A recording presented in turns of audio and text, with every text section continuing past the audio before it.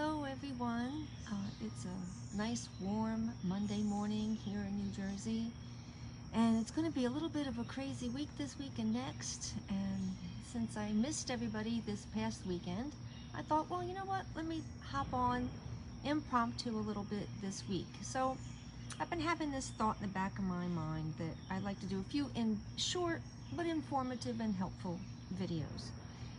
Just giving suggestions and my thoughts on different topics. So I'm having an impromptu visit from my daughter who's flying in this Saturday, so that's going to wreak havoc with my schedule as far as being able to do live readings from this Saturday to the next, but I'll get on. As I know what time I can, I'll let you.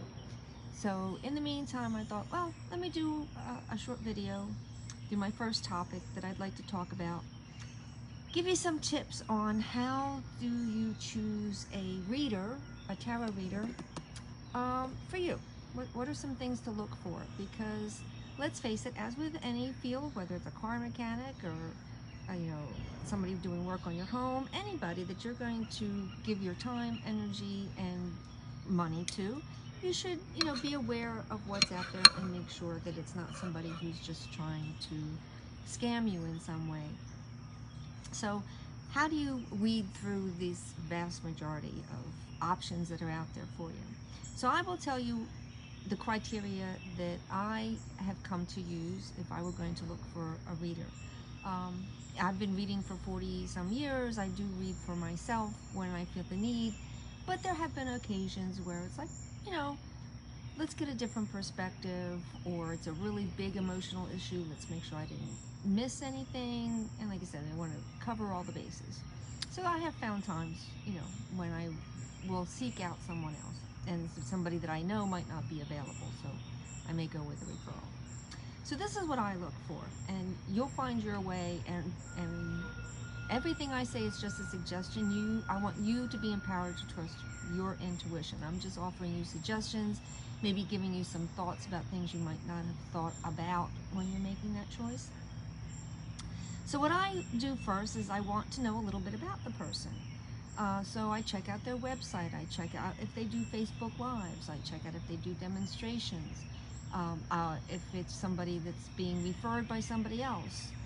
That's all good things, because you can then, really see if you get that vibe, if you're feeling that connection, that, you're kind of on the same wavelength, maybe feel like you're coming at life from a similar approach, and it kind of just resonates with you. So that's the first thing, is always check out their website, if they have one, or see if you can get to know them, on Facebook.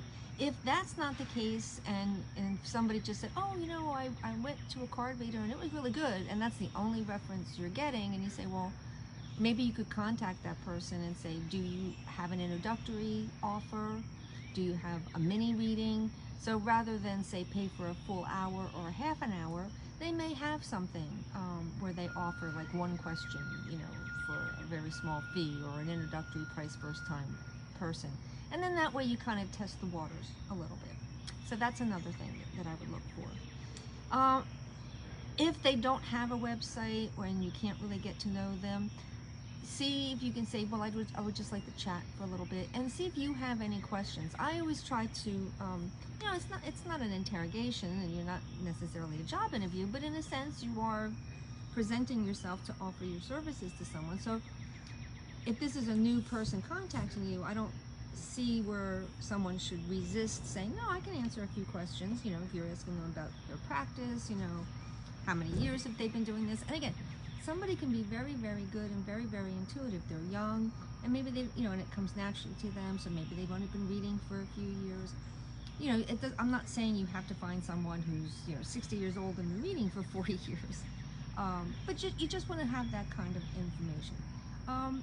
For me, even more important than how long they've been reading per se is their ethics. Okay, things like, I just want to know, well, what are your boundaries? What kind of questions do you answer? If you've got a migraine headache, do you go ahead with your appointments for that day? And it's not a right or wrong answer. I have a friend who's a very good reader, and, I asked her that question once, and she said, well, yeah, I've got bills to pay, so if I've got a migraine, I'm going to keep my appointments. And I'm like, I get that. I'm not making a judgment call. It was just a question. I personally, because I wasn't making a living doing that, so I paid my bills in another way. For myself, I probably wouldn't. But again, it's not a judgment thing. It's a decision. And right or wrong answer, you have to decide what answer is suitable for you. But that's a question I would ask, because I would kind of dig a little bit in their ethics and find out, well, what kind of questions do they answer, what kind of questions don't they answer. Because what I'm looking for is if someone's claiming that they can tell you your future for your entire life, or they'll tell you everything and anything, they don't care, they don't believe in any boundaries, I'm going to hesitate, for myself, I'm going to hesitate a little bit for that, because as a reader, as someone who reads for others, there is for me, an ethical boundary and recognition of the power that your words have. And we are human. Every single one of us, reader, client, we're all human. And I don't care how psychic someone is or claims to be, the future is not written in stone. And therefore, no matter how fantastic they are, they can only give you the possibilities if you were to stay on the course that you are on now, and nothing else happened and nothing else changed, and you just kept plowing ahead.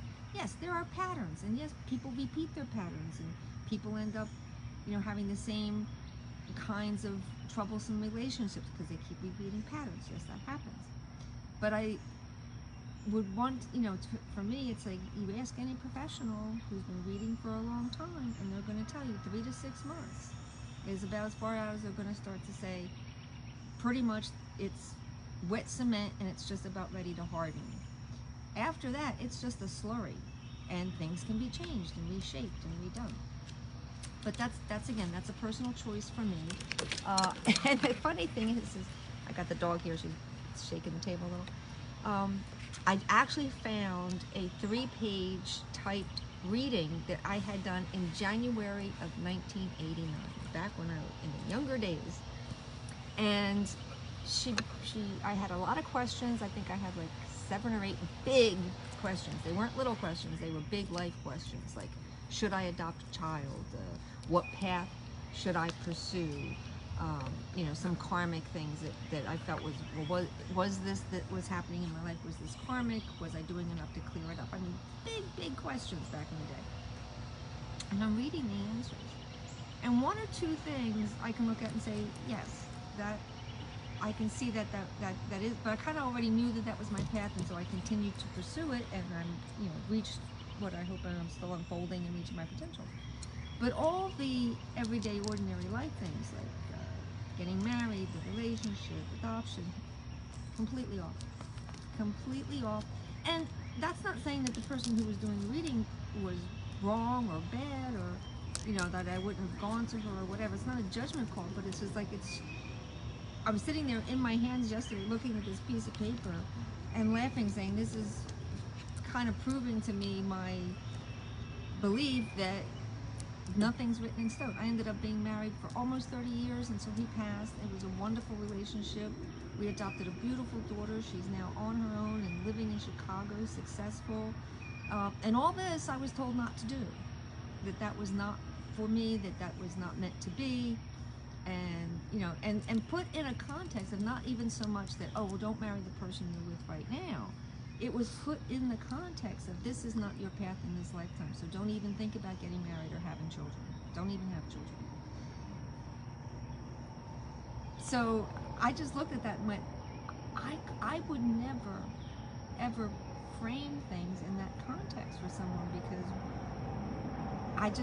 it was mind-boggling to me, just reading this reading. It's so nice to have that piece of paper and look at it. Just, wow. So there's that. Give it a second. So that's, again, like I said, just explore their ethics. And again, it's not to make a judgment call. It's just to see if it's resonating.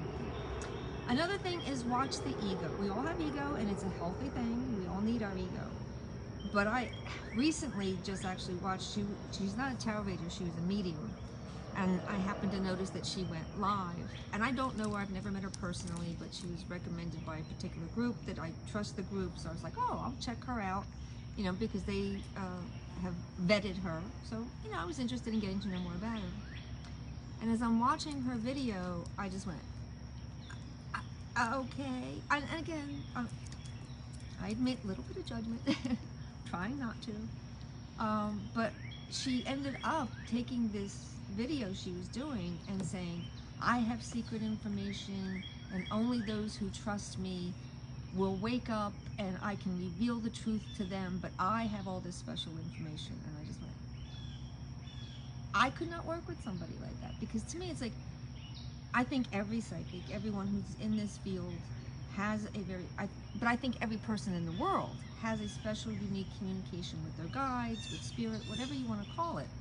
And it may be information that is just for you because it's only relevant for you, and that's fine. It may be insight into what's happening in the world, but what's coming to you is through your filters, through your biases, being applied to a worldview, and you're going to come on, you know, YouTube or Facebook, and you're going to say, I have secret information, and only if I'm special, I have this secret information, and if you're special too, and you trust me, you trust everything I say, and you buy my book, she just written a book, and you buy my book, you too will awaken and I can share this information with you. And I'm like, if it's information that needs to be put out there for the world good, I have never run into any guardian or spirit that has ever said, shh, can't tell anybody, this is very useful information.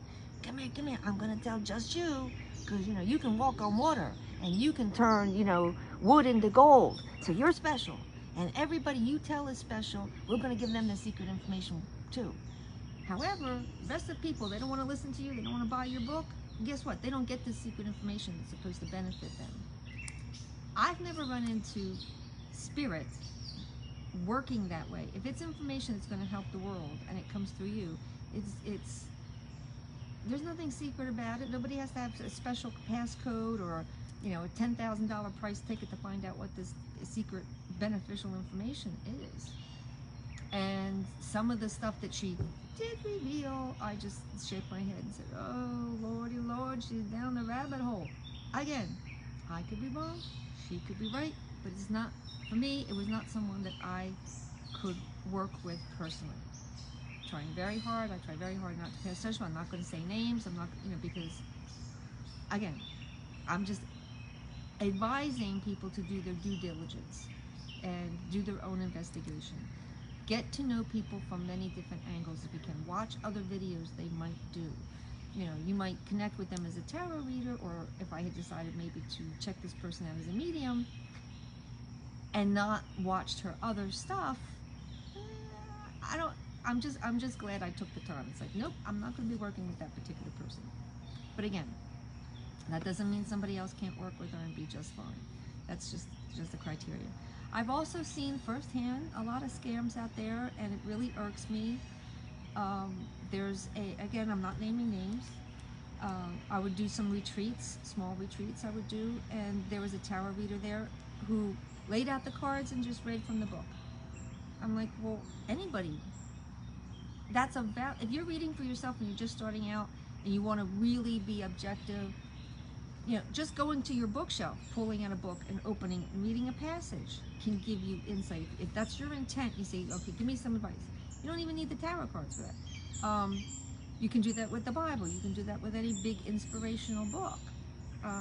So I'm not saying it's not a valid method, but it's not a method that I'm not going to sit there and pay my money to someone who has supposedly been reading for a decade, who's going to go by, just open the book and read it. I could have bought my own deck and done that if I couldn't read cards. I can buy a deck and I can read the book. Why do I need this person to sit there and read the book for me? So that's just a personal irk for me. And when I asked him about it, I said, I don't understand how that's considered a reading. You know, where, you know, and he said, oh, well, I'm honoring the person who wrote the book. Okay, well then to me, if you want to make a point, that's why when I do my, you know, pick a card, ABC, you know, I'll I think I've remembered every time, but I might have missed a few. I always put who created the deck. You are giving credit. You didn't draw the deck or write the book, but you can give credit for the artwork and for the book.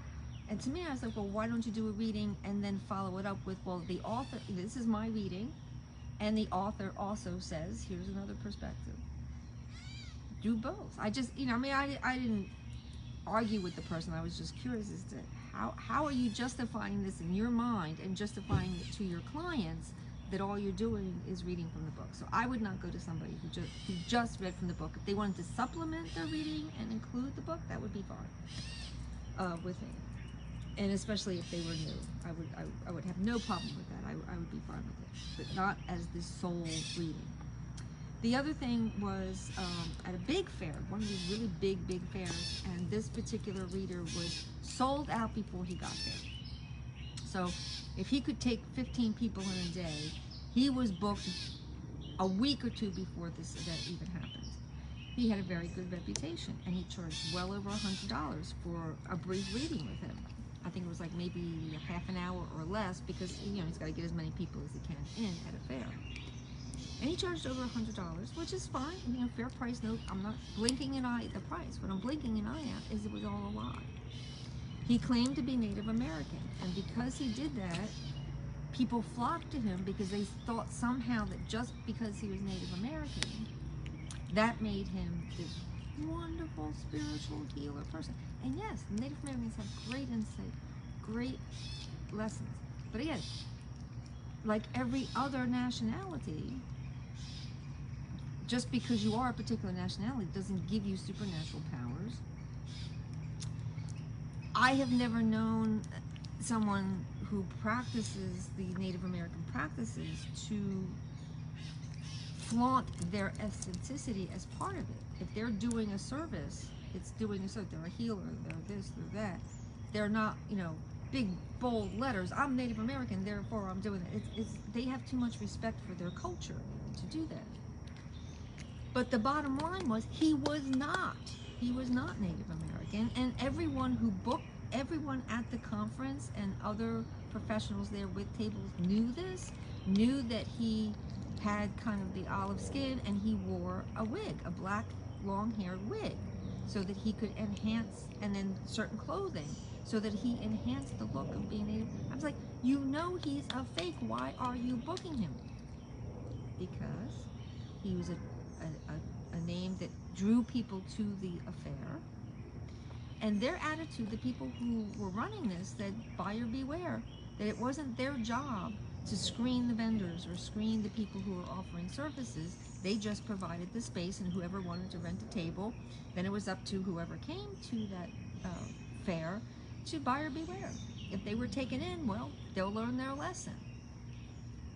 Needless to say, I don't go to those particular fairs anymore at all, and I go to very few because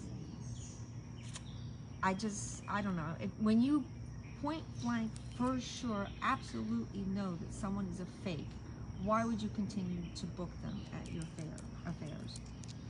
Again, that's just my call. People can do what they want. So those were two situations out in public that really kind of got to me. Then there's the generic people who try to scam you. They try to say, oh, you've got a bad spirit in your house, I have to come cleanse your house, give me $100. Or here's a blessed, crystal, give me $100. I mean, if you're going to buy a blessed candle or incense or something, a fair price for something is fine. But it's when they start to charge exorbitant prices, when they're offering you things that are frightening to you or making you feel dependent on them. And, it's one thing to say, oh, you have, I don't know, like there's a lot of anger in your house, there was a lot of arguing, and you want to clear, and you say to the person, yeah, what suggestions do you have for lightening the vibe in my house? And they say, oh, well, this or this, and you can use sea salt or sage. And you say, great, well, do you know where I could get some? Well, you can buy it from me, or you could go online. They would give you options. Hello, Maggie, how are you? Hello, everybody else, Doreen. I haven't been paying attention to comments because I'm just chattering away here, but hello and welcome to everybody who's here. So that's another thing. Watch out for somebody who's trying to sell you something, A, at an exorbitant price, B, not giving you options of where else you may find it. And, you know, if it's a physical thing, yes, paying a price for it is fine. This is a personal choice, and I'm not judging what other people do. If I'm doing a reading for somebody and I feel they need like some healing energy, I always include healing energy when I'm doing a reading anyway, because I'm connecting to the person and I'm always channeling healing energy. But if we're going to work on a particular chakra, or we're going to work on a particular issue, and it's going to be specifically, okay, I'm going to lead you in a meditation or help you get an affirmation, that is included in in our time together. I'm not going to say, okay, the reading was X price, and now I'm going to charge you another big price tag because I've decided you need a reading and I'm adding it on. You've paid for my time, and whatever happens in that time, this is me, this is my choice, is included. But I have seen readers who set it up where they're like, oh, you need to come in for a cleansing and all that. You're in need of a specific reason regarding an abusive person harming my daughter. Oh. Goodness, well that sounds deep. Maggie, I'll tell you what, when we're done this, I will get in touch. I'll do a private message, okay? That sounds like a heavy-duty situation, one that we probably don't want to discuss in a public forum like this. I do have a little bit of time this morning, so we'll see, okay? All right, so just bear with me and let me kind of get through my notes and wrap it up. But I can sense that there's an urgency there, so I will talk with you after, okay? So just beware if you're going to choose a reader, you know, that they're not trying to scam you. Also, I mean, we've had it happen here when I do my lives. There'll be people who, you know, they message everybody through the comments saying, contact me for your psychic reading. To me, it's like, go do your own live. Somebody who is contacting you to get a reading, no.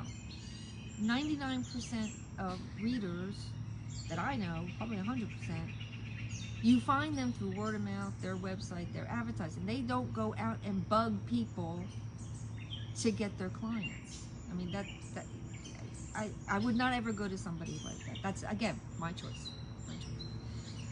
It may not feel the same way for you. It may feel okay for you to do it that way. No judgment. So let's see, what else? Also, I guess my last point that I watch out, and again, I would ask the person when I was talking to them about, and I wouldn't even necessarily say, tell me about your ethics. I would just ask questions. I'd have a set of questions, and basically what I'm trying to get at is their ethics. And one of the questions might be, well, how often do you suggest the person should get a reading? And again, there's no right or wrong answer. What I'm looking for is if somebody says, well, you should come to a reading every week, every month, and I'd be like, oh, okay. I'm not going to book an appointment with that person. Because when you're doing a reading, for me, the most I would do is 3 to 6 months, and that's only if it's a separate issue, a new issue that's come up, or things are changing rapidly, progress is being made, so things have changed, or something else, you know, you're working, you know, say the question is, what do I need to know about going back to college, and what field might be good for me? So you do a reading on that, and it says, oh, it looks great, the energy looks really great for starting school in the next semester or the one after, and it looks like you know, might be in a really good field like nursing or helping others, or, you know, even a veterinary technician, you know, something where it's helping others and healing, and that's the reading, let's say. Well, for that person to come back in a month and say, what profession should I look at? You know, asking the same question, there hasn't been enough time to even, you know, if they decided, well, I don't like that, I want to go into a business. If they've come into me and saying, well, I've decided that really didn't resonate with me, I've decided to go to business school instead. Can you tell me what was going to happen? We could do a reading for that. It's completely changed. They've decided they're going back to school, and they've decided on a completely different path. So let's see what the energy looks like for that. That's okay. Or some crisis happened in their life that, you know, I was gonna go to school and I'm all signed up, but, you know, oh my God, now this happened. What insight can I get into to handle that and continue on my path? So it's not a hard and fast rule that I'm not going to read for some, and it's just that in general, I'm not going to sit there and try to get people to feel dependent on getting a card reading for their life every week, every month. I would say, you know, once a year is good. Twice a year, if you're really working on yourself and really making big decisions. If you need a card reading more than a couple times a year, and it's not because there's some big crisis that happens, I strongly, and I've said this before, and I'll say it 1,000 times after, I encourage people to learn to read for themselves. And I would hope that when you learn to read for yourself, that it's not because you're becoming dependent on the cards, but that you're learning to tap into your intuition and you're becoming dependent on yourself and empowered. And the cards just become a tool for you to tap into your intuition. And you know, you're not letting the cards tell you what to do, but you're using that to trust yourself. That's the way I teach it when I teach people to read for themselves. It's a tool to tap into what your intuition, your higher spirit, your guardians are telling you. So I would hope that if you do it that way. So anybody who really feels like, oh, but I really love the cards, I really love the insight, great. Learn to read on your own, and I'd be happy to help anybody. As a matter of fact, I'm even kind of thinking if there's enough interest, if I get enough interest, you know, maybe by the end of summer I can offer a little mini class and see how it goes on reading for yourself. So keep that in mind, drop me a line, leave a comment. It's like, oh yeah, that might be something interesting. You know, if I get a handful of people who are interested, then maybe we'll do that together. That could be fun. So I think I've covered everything. Oh, the last thing, when you go for a reading, afterwards, you may not hear, you know, everything's unicorns and rainbows and fluffy bunnies. It may be some difficult issues. I'm not saying you have to feel like you're on top of the world every time you have a reading, but you should walk away feeling less conflicted.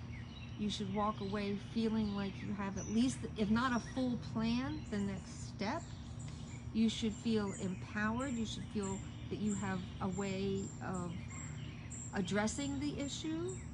You know, you should, in other words, you know, you should walk away feeling better, not frightened, not worried, not, you know, like, oh my God, in a panic.